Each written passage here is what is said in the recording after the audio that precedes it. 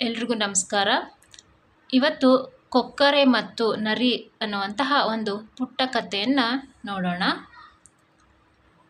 ಒಂದು ಕಾಡಿನಲ್ಲಿ ಒಂದು ಕೊಕ್ಕರೆ ಇದ್ದಿತು. ಅದು ನರಿಯೊಂದಿಗೆ ಸ್ನೇಹ ಮಾಡಿಕೊಂಡಿತು.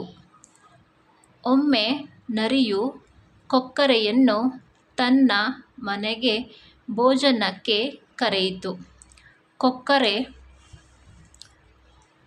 ಗೆಳೆಯನ ಆಹ್ವಾನವನ್ನು ಒಪ್ಪಿಕೊಂಡು ನಿಶ್ಚಿತ ಸಮಯಕ್ಕೆ ನರಿಯ ಮನೆಗೆ ಹೋಯಿತು. ನರಿಯು ಭೋಜನಕ್ಕೆಂದು ಪಾಯಸವನ್ನು ಮಾಡಿತ್ತು. ಅದನ್ನು 2 ಅಗಲವಾದ ತಟ್ಟೆಗಳಲ್ಲಿ ಹಾಕಿ ಕೊಕ್ಕರೆಗೆ ತಿನ್ನಲು ಹೇಳಿ ತಾನು ತಿನ್ನತೊಡಗಿತು. ಪಾಪ, ಕೊಕ್ಕರೆಗೆ ತನ್ನ ಉದ್ದವಾದ ಚುಂಚಿನಿಂದ ಒಂದು ಹನಿ ಪಾಯಸವನ್ನು ಸಹ ತಿನ್ನಲು ಸಾಧ್ಯವಾಗಲಿಲ್ಲ.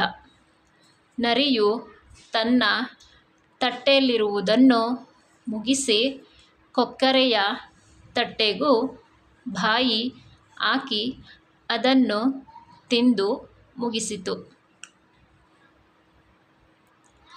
ಕೆಲ ದಿನಗಳ ಬಳಿಕ ಕೊಕ್ಕರೆಯು ನರಿಯನ್ನು ತನ್ನ ಮನೆಗೆ ಆಹ್ವಾನಿಸಿತು.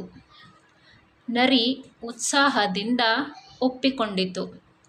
ಅದು ಕೊಕ್ಕರೆಯ ಮನೆಗೆ ಹೋದಾಗ ಕೊಕ್ಕರೆ 2 ಹೂಜಿಗಳಲ್ಲಿ ಮಾವಿನ ಹಣ್ಣಿನ ರಸಾಯನ ಸಿದ್ಧಪಡಿಸಿ ಇಟ್ಟಿತು.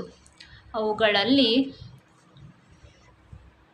ಒಂದನ್ನು ತೋರಿಸುತ್ತಾ, ನರಿಯಣ್ಣ, ಭೋಜನವನ್ನು ಸವಿಯೋಣವೇ ಎಂದು ಹೇಳಿ ಹೂಜಿಯಲ್ಲಿ ತನ್ನ ಕೊಕ್ಕನ್ನು ಅದ್ದಿ ರಸಾಯನವನ್ನು ಸವಿಯತೊಡಗಿತು.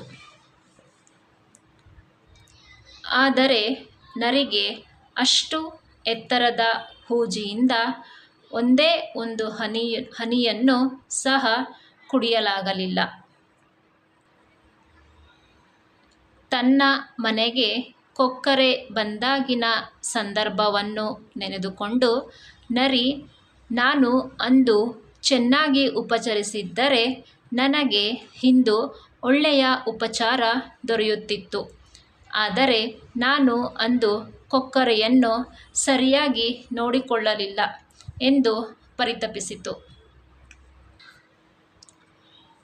ಮೋಸಕ್ಕೆ ಪ್ರತಿಮೋಸ ಎಂಬುದು ಈ ಕಥೆಯ ಸಾರಾಂಶವಾಗಿದೆ. ಈ ಕಥೆ ನಿಮಗೆಲ್ಲ ಇಷ್ಟ ಆಗಿದ್ದರೆ ಒಂದು ಲೈಕ್ ಮಾಡಿ, ಶೇರ್ ಮಾಡಿ, ಹಾಗೆ ನಮ್ಮ ಯೂಟ್ಯೂಬ್ ಚಾನಲ್ಗೆ ಸಬ್ಸ್ಕ್ರೈಬ್ ಮಾಡ್ಕೊಳ್ಳಿ. ಈ ಕಥೆಯನ್ನು ನೋಡಿದ್ದಕ್ಕೆ ಧನ್ಯವಾದಗಳು.